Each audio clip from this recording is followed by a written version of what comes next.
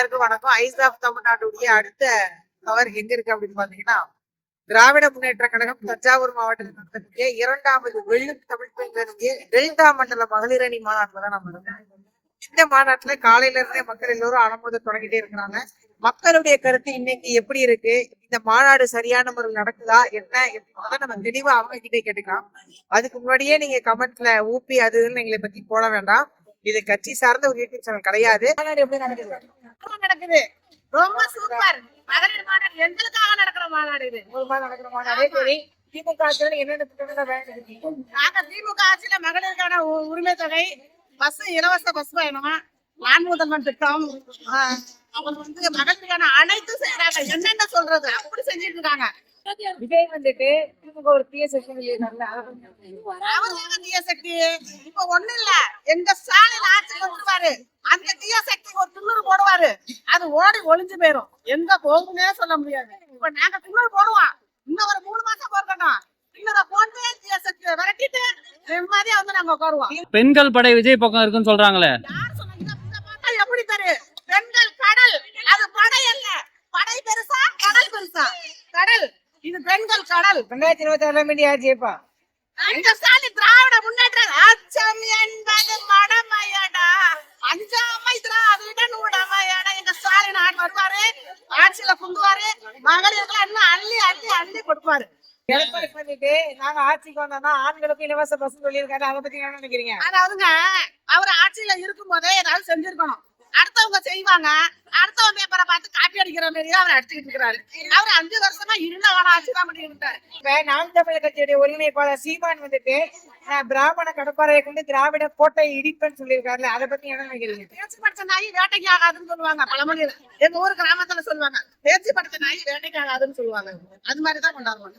திராவிடம் தான் திராவிட மண்ணுங்க. இது திராவிட மண்ணு. திராவிட மண்ணு வந்து எவன் என்ன பண்ண முடியும்? ஒண்ணுமே பண்ண முடியாது. திராவிட மண்ணுல திராவிடம் தான் ஆளணும். நம்ம வீட்டுல இன்னொருத்தர் போவோமா, அப்படி இருக்கோமா?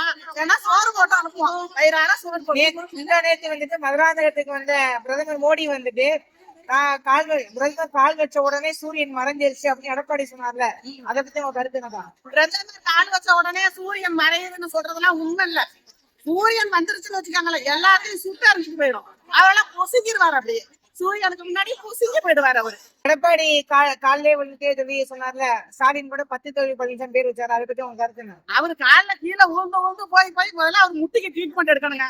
அவரு இப்ப வீட்டுக்கு அனுப்பிட்டோம்னு வச்சுக்கோங்களேன், நல்லா பிசியோதெரபியை பார்த்து நல்லா மசாஜ் பண்ணி அவருக்கு நிறைய கால்ல உளுந்து அவரு கால் வந்து ரொம்ப வலி வந்து ரொம்ப இதா இருக்காரு. அவரு அதெல்லாம் காட்டிக்க முடியாமையா காலில் விழுவாரு. அவரோட வலிய வேதனை எங்களுக்கு தான் தெரியும். இப்ப அவரை வீட்டுக்கு அனுப்பிடுவான். அவருக்கு ட்ரீட்மெண்ட் எடுக்க டிடிவி போய் எடப்பாடி கூட புதுசு திரும்ப சேர்ந்து இருக்கிறாரு. அதாவது நான் அதிமுக கூட கூட்டணி வைக்கிறதுக்கு நான் தற்கொலை பண்ணி செத்துருவேன்னு சொன்னாரு. ஆனா திரும்ப போய் நான் சேர்ந்து இருக்கிறாருல, எதுவும் மருந்து இருந்து கொடுப்பாங்க, வாங்கி சாப்பிடலாம் போயிருக்காரு போல இருக்கு. அவரு திங்களான இந்த மருந்து வந்து வேலைக்கு ஆகல.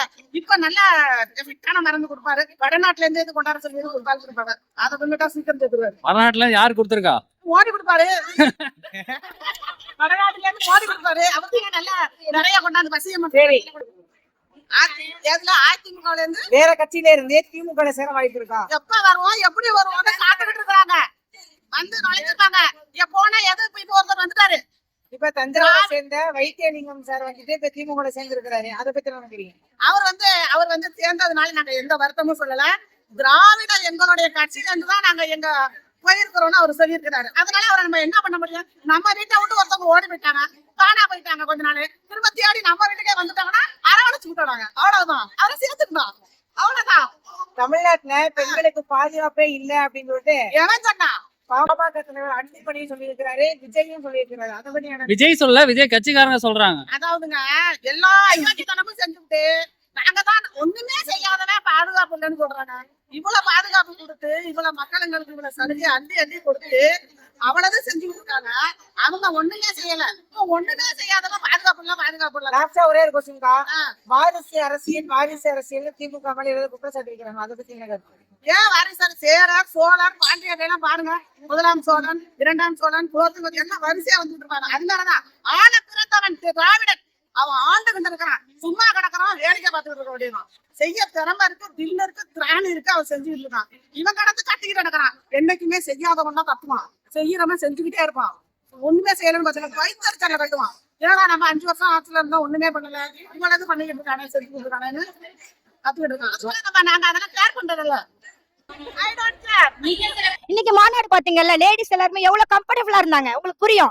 மத்த மாநாடுக்கும் டிஎம்கே மாநாடுக்கும் இருக்க வித்தியாசம் அதுதான். இங்க வந்து எப்போதுமே எல்லாருமே வந்து கம்ஃபர்டபுளா இருக்காங்க, நல்ல ஃப்ரீயா இருக்காங்க. சாப்பாட்டுக்காக இங்க யாரும் அலையல, சரிங்களா? யாருமே தண்ணி இல்ல, எனக்கு வந்து மயக்கம் போட்டு விழுந்துட்டாங்க அப்படிங்கிற ஒரு நியூஸ் இப்பன்னு இல்ல, எந்த மாநாட்டிலுமே டிஎம்கே மாநாட்டுல இந்த மாதிரி நடந்ததே கிடையாது. அந்த மாதிரிதான் இதுவுமே. பாருங்க, இந்த கிரீஸ்ல இதெல்லாம் நல்லா இருக்கா? நீங்களே சொல்லுங்க. அந்த சேர்ல உடைஞ்சிருக்கா பாருங்க, வீடியோ ஷூட் பண்ணுங்க எல்லாருமே. சேர் உடைஞ்சிருக்கான்னு பாருங்க.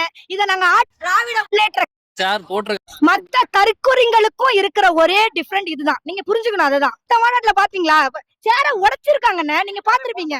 சேரே போட மாட்டாங்க. கரெக்ட், சேரே போட மாட்டாங்க. மத்த இதெல்லாம் எங்களத பாருங்க, எவ்வளவு நீட்டா சேர் போட்டிருக்காங்க.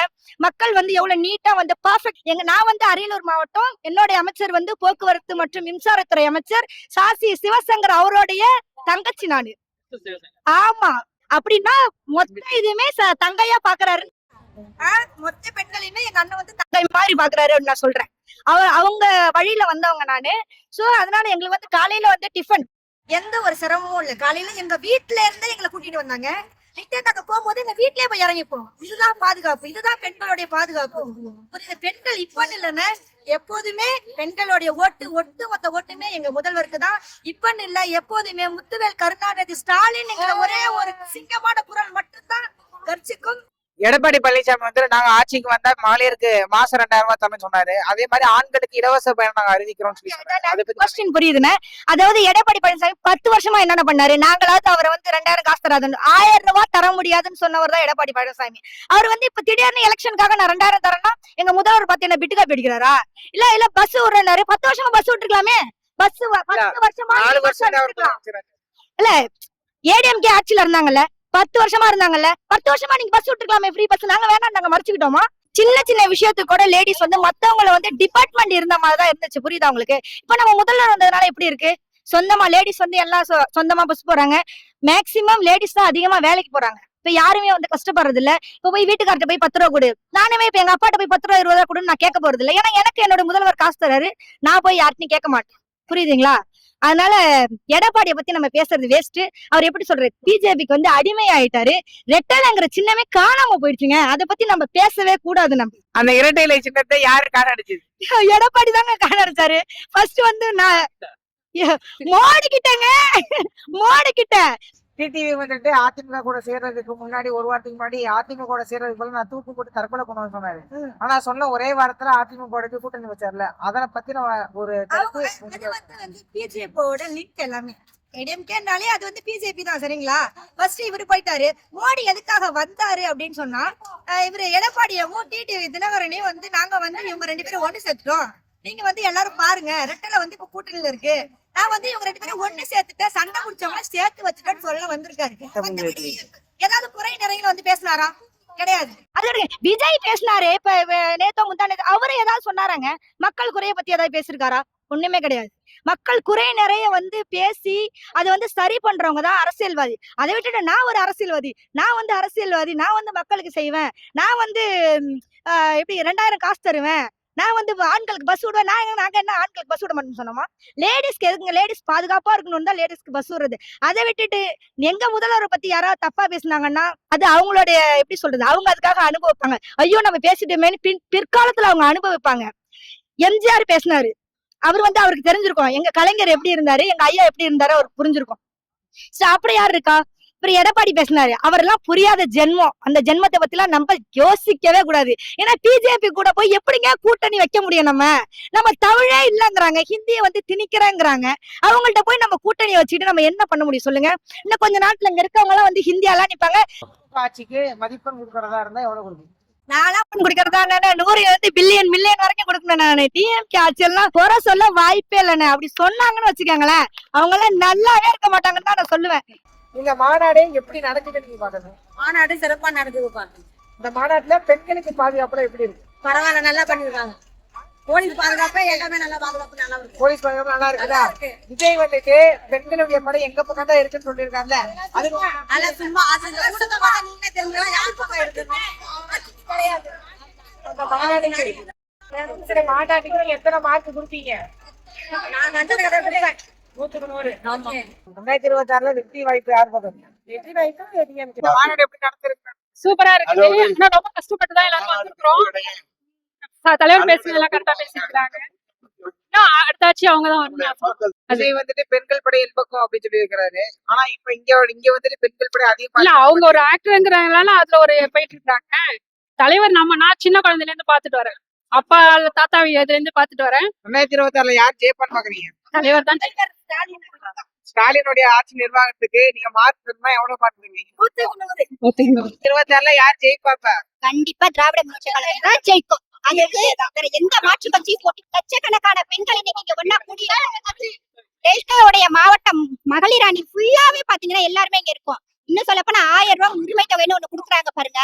அந்த உரிமை தொகை இருக்கு பாருங்க, எங்களுக்கான வாழ்வாதாரத்தை முன்னேற்றத்தை ஏற்படுத்தி கொடுத்துருக்கு.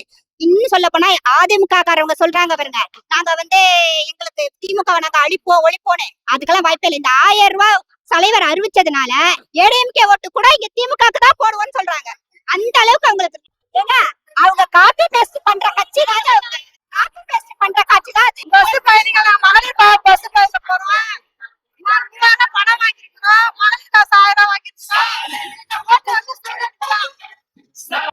மாசம் உரிமை தொகை கொடுக்குறாங்கல்ல, அதுவே எனக்கு ரொம்ப பெருசு. ஓகேவா? நிறைய திட்டம் இருக்கு, நிறைய திட்டம் இப்ப சொல்லியிருக்காரு. அது இன்னும் வந்ததுன்னா நாங்க இன்னும் சந்தோஷப்படுவோம். மத்தவங்களை பத்தி பேசி டைம் வேஸ்ட் பண்ண வேணாம். நம்ம இப்ப எப்படி இருக்கோம் அதுதான் நம்ம மேல எத்திக்கணும். உங்களுக்கு எப்படி ஃபீல் ஆகுது? இந்த மாநாடு ஒரு பெண்களுக்கு ஒரு மரியாதை தரக்கூடிய ஒரு மாநாடு திகழ்வு. எந்த கட்சியிலும் இந்த மாதிரி மாநாடு இவ்வளவு பிரம்மாண்டமா நடந்ததும் இல்ல. இந்த அளவு பாதுகாப்பும் எங்கேயும் கொடுத்த மாதிரியும் தெரியல. நம்ம இப்பயே நிறைய நியூஸ் பார்த்திருப்போம். ஆனா 1.5 லட்சம் பெண்கள் வராங்கன்னா அவங்க தனியா பஸ் வசதியில இருந்து தண்ணி சாப்பாடு எல்லாம் கொடுத்து ரொம்ப சிறப்பா பண்ணாங்க சார். சரிங்களா? பார்த்ததே இல்லை. இதான் நான் முதல் எல்லாம் வந்துட்டு பெண்களுக்கு பாதுகாப்பு தராத ஒரே ஆட்சி இந்த திமுக ஆட்சி, திராவிட மாடல் ஆட்சின்னு சொல்றாங்க. அதை பத்தி அது மத்த கட்சி கூட வைத்தறிச்சுன்னு சொல்லுவாங்க. ஏன்னா இவங்க கொடுக்குற பாதுகாப்பை எந்த கட்சியாலும் இது வரைக்கும் கொடுக்க முடியல. இவங்களை இனிமே எந்த ஆட்சியாலும் பீட் பண்ணவே முடியாது. அதனால அவங்க திமுக அழிக்கணும்னு சொல்றாங்க. கடைசி வரைக்கும் அது ஒண்ணுதான் அவங்களோட கொள்கை. மத்தபடி அவங்க கொள்கை எதுவும் கிடையாது. ஆனா திமுக அரசு பெண்களை முன்னேற்றது மட்டும்தான். இப்ப விஜய் வந்துட்டு இளம் பெண்களுடைய படைகளும் சரி, பெண்களுடைய படை என் பக்கம் தான் இருக்கு. அது ரசிகர்கள் கூட்டம்னா கொள்கையுடைய கூட்டம் ஸ்டாலின் அரசு தான் சப்போர்ட்டா இருப்பாங்க.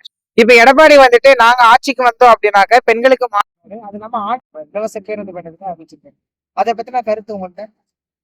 இது வரைக்கும் இலவசம் கொடுத்து சரியா எதையும் கொடுத்து முழுமைப்படுத்துற மாதிரி தெரியல. ஸ்கூட்டில கூட ஸ்கூட்டி தரேன்னு சொன்னாங்க, நிறைய பேருக்கு சேரல. அதனால அது அந்த அளவுக்கு அதுல உண்மை இருக்க மாதிரி தெரியல. ஸ்டாலினுடைய அரசுக்கு நீங்க மதிப்பெண் கொடுக்கறதா இருந்தா எவ்வளவு கொடுப்பீங்க? 100க்கு 1000 கொடுக்கும் சார். திராவிட முன்னேற்ற கழகத்துல கனிமொழி அவர்களுடைய செயல்பாடு எப்படி இருக்கு? தமிழ்நாட்டுல அவங்களுடைய செயல்பாடு எப்படி இருக்கு? திமுக கனிமொழி மேடமோட செயல்பாடு ரொம்ப பெருமை தர மாதிரி இருக்கு. ஏன்னா பெண்களை அவங்களுக்கு ஒரு மரியாதை கொடுத்து அவங்களுக்கு இவ்வளவு பெரிய மாநாடு நடத்தி பெண்ணியத்தை காப்பாற்றுறது கனிமொழி மேம் தான். ரொம்ப நன்றி. தேங்க்ஸ்.